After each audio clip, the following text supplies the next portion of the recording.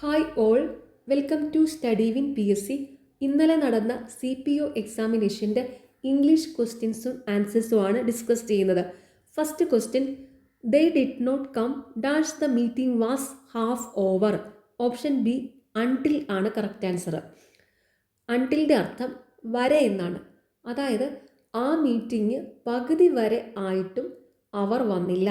പകുതി വരെ എന്നുള്ള അർത്ഥത്തിൽ അൺടിലാണ് ഇവിടെ യൂസ് ചെയ്യുന്നത്. He still dash in touch with most of his old schoolmates. Option A keeps എന്നാണ് വരുന്നത്. അതായത് അവൻ അവൻ്റെ പഴയ സ്കൂൾമേറ്റ്സുമായിട്ട് ഇപ്പോഴും ഒരു ടച്ച് ഉണ്ടെന്ന്, ഇപ്പോഴും അവനൊരു അടുപ്പമുണ്ടെന്ന് അവരുമൊക്കെ ആയിട്ട്. സ്റ്റിൽ എന്ന് പറഞ്ഞാൽ ഇപ്പോഴും എന്നാണ് അർത്ഥം. അപ്പോൾ ഇപ്പോഴും എന്ന് പറയുമ്പോഴത്തേക്കും പാസ്റ്റ് ടെൻസ് വരത്തില്ല, കെപ്റ്റ് വരത്തില്ല. ഇപ്പോഴും എന്ന് പറയുമ്പോൾ പ്രസൻറ്റ് ടെൻസിലായിരിക്കും വരുന്നത്. അപ്പോൾ ഇവിടെ കീപ്സും ഉണ്ട്, കീപ്പിങ്ങും ഉണ്ട്. അപ്പം ഈ സ്റ്റില്ലിൻ്റെ കൂടെ ഈസ്, ആമ, ആറ് പോലെയുള്ള ഹെൽപ്പിംഗ് വെർബൊക്കെ ഉണ്ടെങ്കിൽ കീപ്പിംഗ് എന്നായിരിക്കും വരുന്നത്. അതായത് വെർബിൻ്റെ ING ഫോം ആയിരിക്കും വരുന്നത്. അതില്ലാത്തത് കൊണ്ട് ഇവിടെ എന്താ, വെർബിൻ്റെ V1 ഫോം മതി, അതായത് സിമ്പിൾ പ്രസൻറ്റ് തന്നെ മതി. അതുകൊണ്ടാണ് കീപ്സ് വന്നിരിക്കുന്നത്. ഹീ സ്റ്റിൽ കീപ്സ് എന്നേ പറയത്തുള്ളൂ. ഹീ സ്റ്റിൽ കീപ്പിംഗ് എന്ന് പറയത്തില്ല. He still keeps. We dashed off coffee, so we adjusted with tea. Option C ആണ് correct answer. Run out. Run out എന്ന് പറഞ്ഞാൽ തീർന്നു പോയി. അതായത് കാപ്പി തീർന്നു പോയത് കൊണ്ട് അവർ ചായ വെച്ച് അഡ്ജസ്റ്റ് ചെയ്തു. അതായത് കാപ്പി തീർന്നു പോയത് കൊണ്ട് അവർ ചായ കുടിച്ചു. തീർന്നു പോയി എന്നുള്ള അർത്ഥത്തിൽ റൺ ഔട്ട് വരും. മേക്കപ്പ് എന്ന് പറഞ്ഞാൽ സൗന്ദര്യം വർദ്ധിപ്പിക്കുക, കെട്ടിച്ചമയ്ക്കുക, ഇതൊക്കെയാണ് മേക്കപ്പിൻ്റെ അർത്ഥം.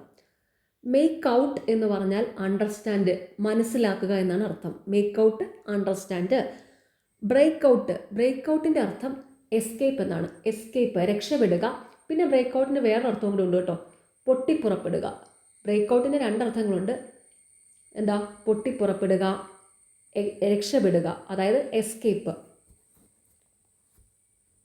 Dash you mind waiting here till I return.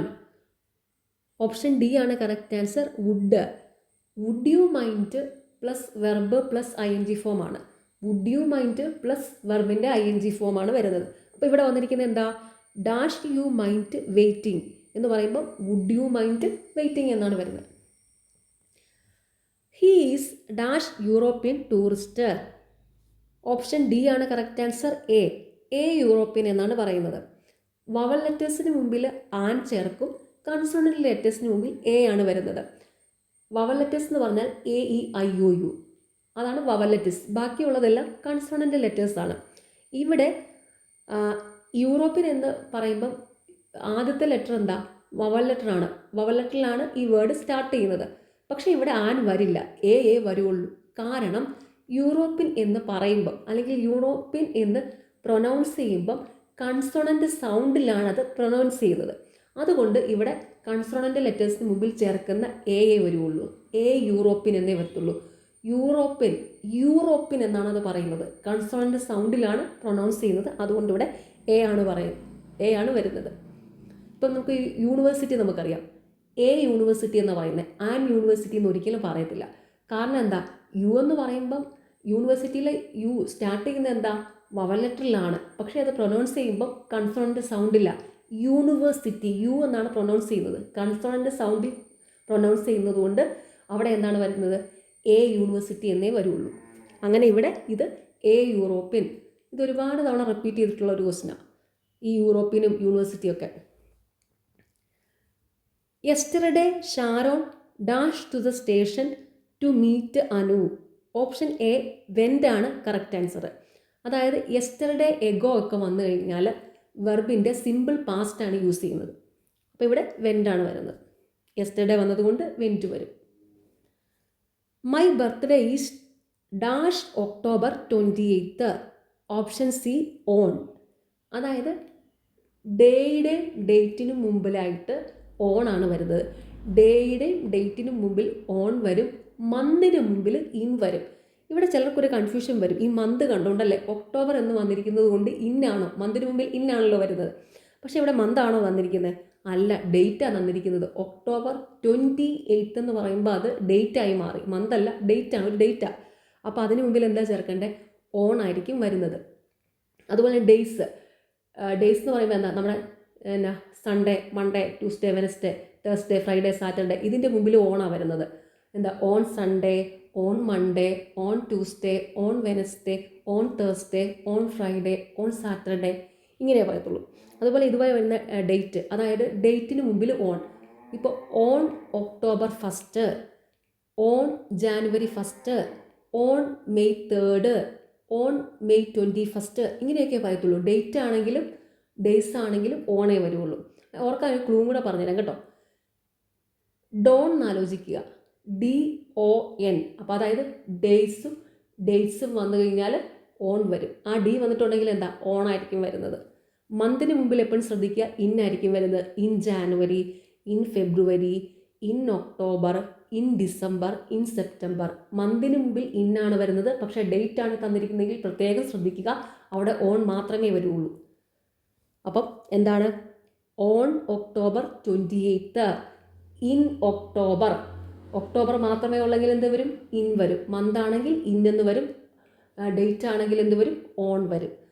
On October 28, in October. രണ്ടും തമ്മിലുള്ള ഡിഫറൻസ് മനസ്സിലായല്ലോ അല്ലേ? Okay. The meaning of the word garrulous എന്ന് പറഞ്ഞു കഴിഞ്ഞാൽ ടോക്കറ്റീവ് എന്നാണ്. വാചാലൻ, ഒരുപാട് കൂടുതലായിട്ട് സംസാരിക്കുന്ന ആൾക്കാരെ ടോക്കറ്റീവ് എന്നാണ് പറയുന്നത്. Neither of us dash sweets. Option C ആണ് കറക്റ്റ് ആൻസർ, ലൈക്സ്. നൈദർ ഓഫിൻ്റെ യൂസേജ് ഇങ്ങനെയാണ്. Neither of plus plural noun plus singular verb. Neither of plus plural noun plus singular verb. അപ്പോൾ ഇവിടെ എന്താണ്, നൈദർ ഓഫ് പ്ലസ് അസ് എന്ന് പറയുന്നത് എന്താ, plural noun plus singular verb. ഇവിടെ എന്താണ്, ലൈക്സ് ആണ് സിംഗുലർ വെർബ്. അപ്പം neither of us likes sweets. Colt is the younger one of. Option B ആണ് കറക്റ്റ് ആൻസർ, ഹോഴ്സ്. കോൾട്ട് എന്ന് പറയുന്നത് എന്താണ്, ഹോഴ്സിൻ്റെ യങ്ങർ വണ്ണിനെയാണ് കോൾട്ട് എന്ന് പറയുന്നത്. അതായത് ഹോഴ്സിൻ്റെ ബേബീനെ കോൾട്ട് എന്ന് പറയും. ഹോഴ്സ് എന്ന് പറഞ്ഞാൽ കുതിര അല്ലേ. അതുപോലെ ലയണിൻ്റെ ടൈഗറിൻ്റെ യങ്ങർ വണ്ണിനെ വിളിക്കുന്നത് ഒരേ പേരിൽ തന്നെയാണ്, കബ് എന്നാണ് വിളിക്കുന്നത്. CUB, കബ് എന്നാണ് ലയണിൻ്റെ ടൈഗറിൻ്റെ ബേബീസിനെ, അല്ലെങ്കിൽ ലയണിൻ്റെ ടൈഗറിൻ്റെ യങ്ങർ വണ്ണിന് പറയുന്ന പേരാണ് കബ്. അലിഗേറ്ററിൻ്റെ യങ്ങർ വണ്ണിന് പറയുന്ന പേരാണ് ഹാച്ച്ലിംഗ് എന്ന് പറയുന്നത്. ഓക്കെ, നിങ്ങൾക്ക് ഈ ചാനൽ ഇഷ്ടപ്പെടുന്നുണ്ടെങ്കിൽ സബ്സ്ക്രൈബ് ചെയ്യണം, സപ്പോർട്ട് ചെയ്യണം. താങ്ക്